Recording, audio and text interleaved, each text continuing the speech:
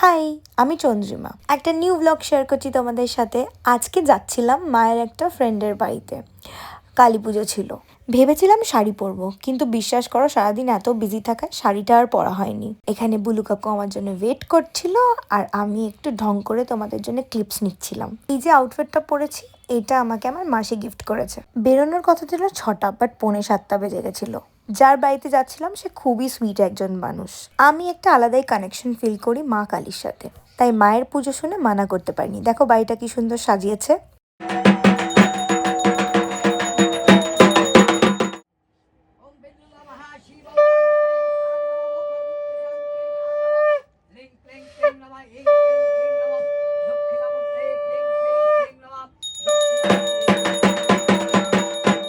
পুজোর জোগাড়, অ্যারেঞ্জমেন্টস সব অসাধারণ ছিল।